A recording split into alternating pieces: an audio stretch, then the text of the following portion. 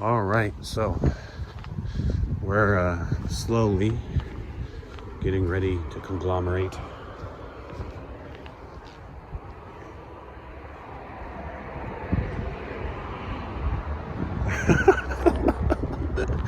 Yeah, we're slowly getting ready to go to breakfast.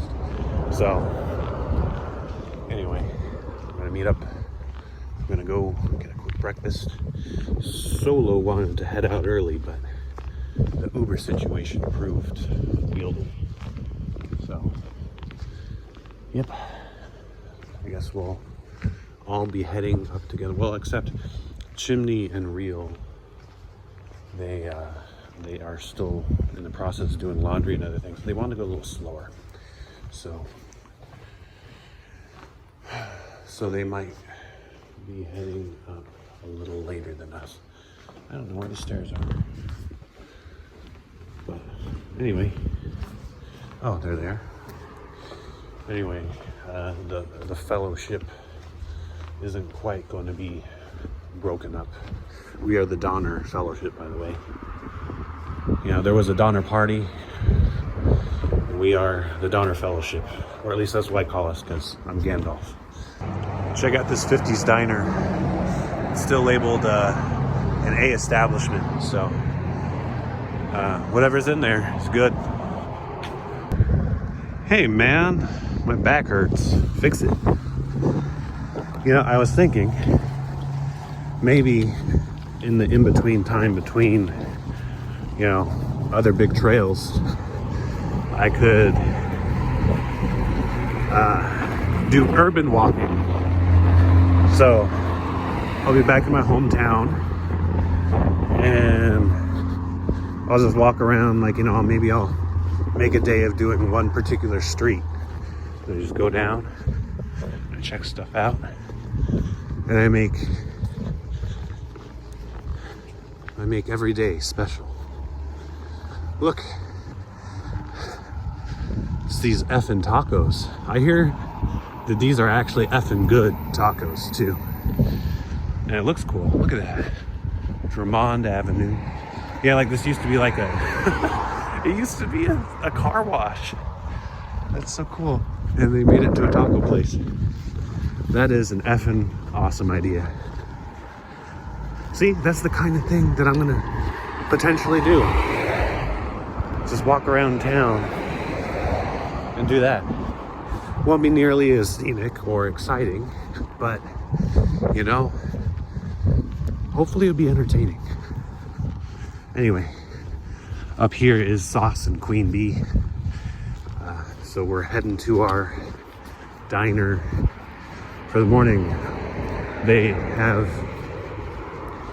that was kind of weird, okay. They have established contact with a trail angel. And that trail angel will be picking us up at some point to take us up to the trailhead. So that's very nice. All right, breakfast time. Oh, I'm so hungry. We just got dropped off by our awesome trail angel, Sandy. Man, it's such a long way down to town, you know? But checking out the monument here before we go. It's a little cold. So hopefully going uphill will warm us up. Hopefully. It's gate time. Check it out. Here, action shot. Action shot. Pretty sweet gate. Yeah.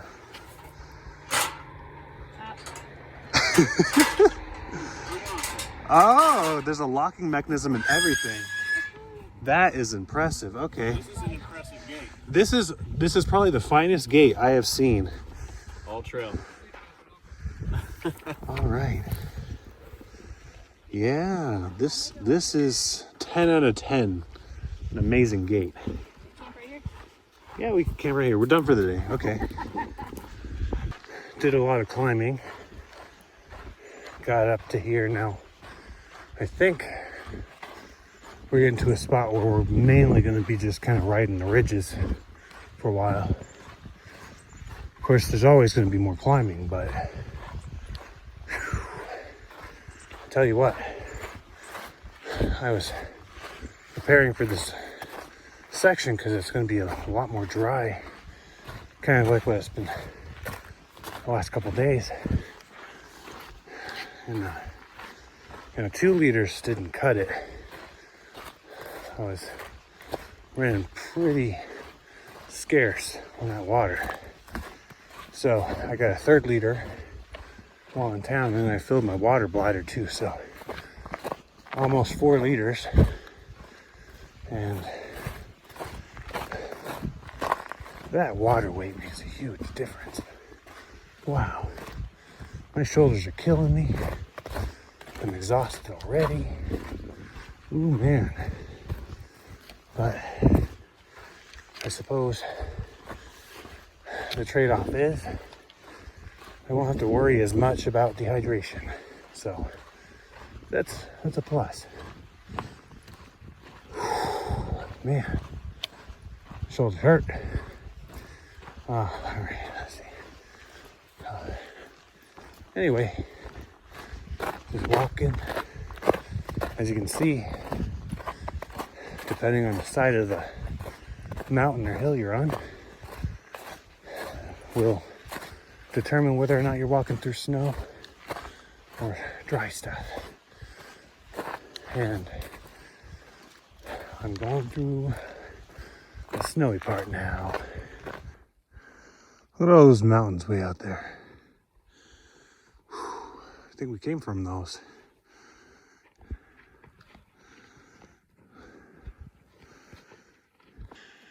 Yeah, getting a pretty nice view of the Sierras from here. If I'm not mistaken, I think that in the center of the screen now, I think that's Whitney. I'm not sure. No expert. It's beautiful, and I am so glad that I'm not hiking through it right now. Been there, done that. Just not that much snow. Now, a lot of people tell me that they don't like the desert. The desert section's ugly, things like that. Really, I mean, there's a lot of brush, there's a lot of dead things, dead looking things, but you really look at the big picture, the grand scheme of things. It's amazing. Look at that. It's beautiful. You know, you just sit up here for a minute or two where it's nice and silent. You just appreciate the stillness. It's something else. Well, I didn't really realize it until just now. It took me a couple minutes, but that was, I think, my goodbye to the Sierras. I mean, I still have Tehachapi on the map, that I'm in the Sierra section, but as the mountains go, I believe that was probably my last time seeing them from trail. So, it's kind of a weird feeling, you know. The Sierras were like, in my mind, the crowning achievement of this trail. You know, from the start, they were always big on my mind. It was going to be my biggest challenge, my hardest obstacle. And it didn't disappoint. I mean, it was as challenging as I was hoping for, maybe pushing myself a little more, and I felt comfortable, and that's great. I think it's perfect. You want to be outside of your comfort zone to grow, And I definitely grew in the Sierras. It was, yeah, I think it really lived up to everything I was hoping it would be.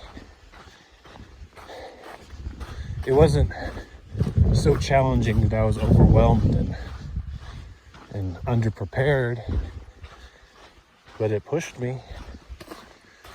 I pretty much got through it all alone.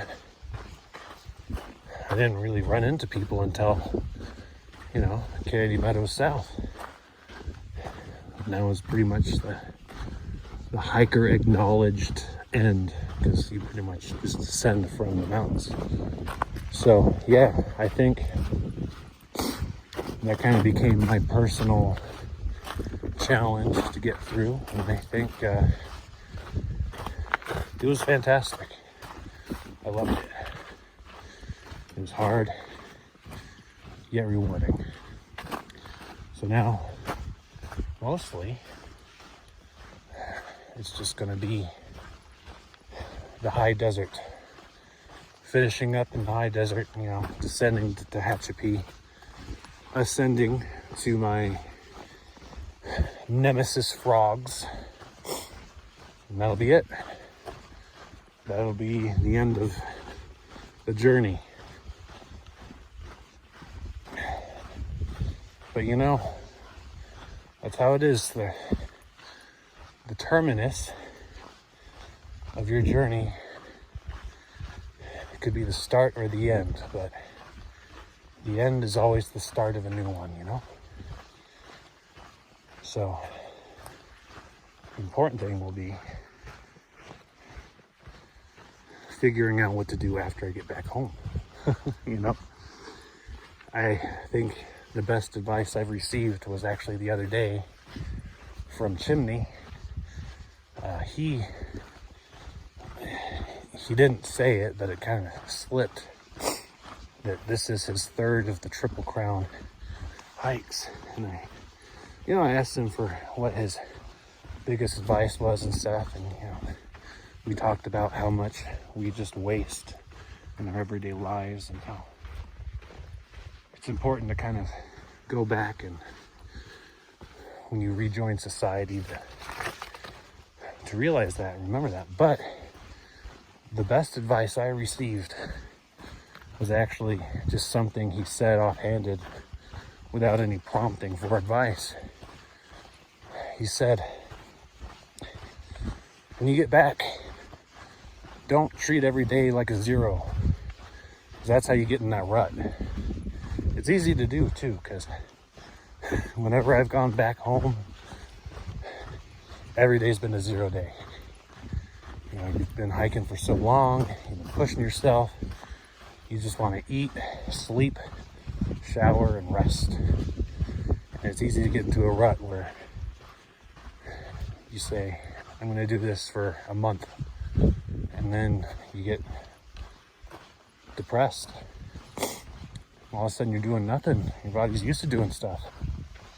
So I'm going to have to try to keep in mind that advice.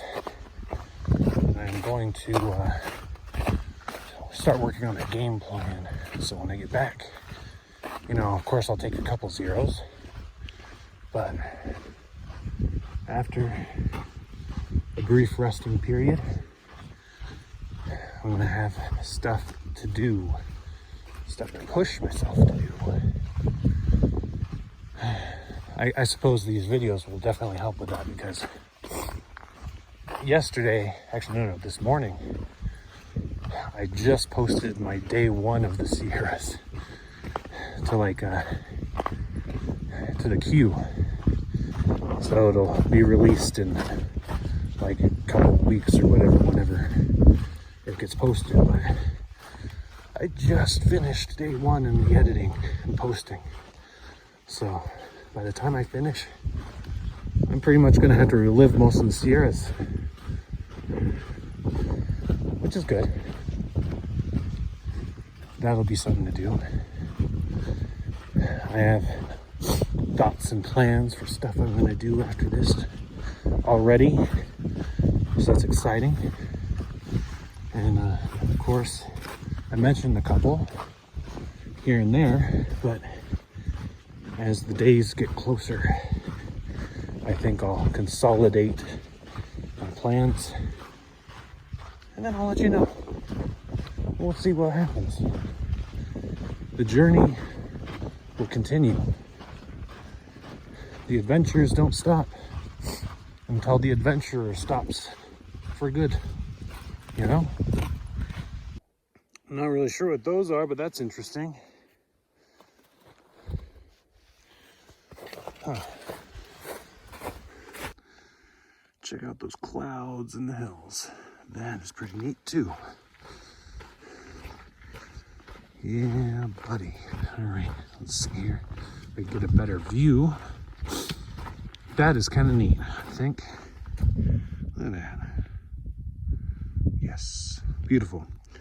Yeah, well, as you can see, the sun will be going down soon. It's almost 4 o'clock. The sun sets at 5 o'clock now. So there's going to be like these roads that the trail joins. Well, this dirt road that the trail joins. And that's going to be somewhere along the way where we camp. So it's exciting. The day's almost done, and I've barely done anything. That's what happens when you Nero come back from a town. Before I know it, a couple days, I'll be in Tehachapi. And hopefully I can swing by and visit with Tree Trunks and Samson. That would be exciting. Get a little reunion of old friends. I gotta figure out how to get in touch with Chicken Wing too. I missed that guy. He was like my first friend on trail, you know that? So I'll have to say hi to him. I'll have to get in contact with him. But, you know, in Tehachapi, obviously, I'm gonna see Tree Trunks and Samson, who were also some of my first friends on trail. It's gonna be like a reunion at the end of the show. Almost.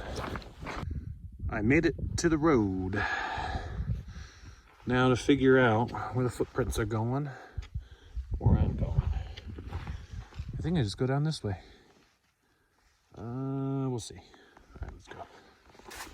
So when I heard that we were doing a little road walk, I was like, man, that kind of sounds nice. You know, relatively flat, well graded. I didn't expect any pavement or anything, obviously, but this is the worst road walk I've ever done, or at least it's the worst one I remember. It's just all over the place. It's not helping with my achy feet, not at all. But you know, I mean, it's a road walk, I guess. It's super muddy, super icy, but you know, it is what it is. Don't think I'm complaining. Just think of me as observing that this road is worse than any other I've walked on. Anyway, we'll see how far I get before I catch up with the others. Not sure, but at some point we'll find a camping spot along the road here. At least that was the plan. There's already been a couple pretty good ones that I've passed, so I know they exist. We were considering the idea of, you know, if it was worst case scenario, it's like, oh yeah, just if it's not a used road or not often used or whatever, which it doesn't appear to be, you know, it's got some use. You know, just set up on the road. But I don't think that's an option. I would not consider setting up on this road. Oh, it wasn't as satisfying as I thought. Oh well. Look at how cloudy, dusty, whatever it looks over there. Smoggy. See, look at that puddle. That's a big puddle. That is not cool. It's too cold. Too cold to get wet. Be an issue. All right. I see a couple signs here. Yes. So, looks like my fellowship of friends have continued on a little farther. We'll see how much farther, because it's getting kind of dark. It's 4:50. I'm not especially a fan of night hiking if I haven't said it before. If you didn't know. So, hopefully I don't have to do much of that. We'll see. In the hiking community, it is very common for us to leave messages for others. It's well, I got a message here, I guess. It only really works one way. It's like whoever's ahead is to leave the message, and you have to catch up to them. All right, so we all made it to camp. Solo, he is fast, so we had to do a little night hiking to catch up with him, but we did. And, you know, we all just hung out and had dinner together, and that was pretty much the night. We also planned, you know, how far we're going tomorrow. But it was pretty cool to be in town. It was like a little party. And it was great that we can get a ride back to trail from Sandy. It was very nice of her. And overall, the miles weren't too bad. A little bit of up, but once you get up to the top and you're just kind of riding the ridges, it's nice. So it's going to be a dry stretch. We have water in 8 miles, and then it's like 20 some odd miles to the next water. So very important to have a little extra capacity. I'm glad that we went into town because I have my 3-liter capacity and then the bladder too, so it's about 4 liters. But anyway, we're calling it a night here, and the adventure resumes tomorrow. Thank you for watching.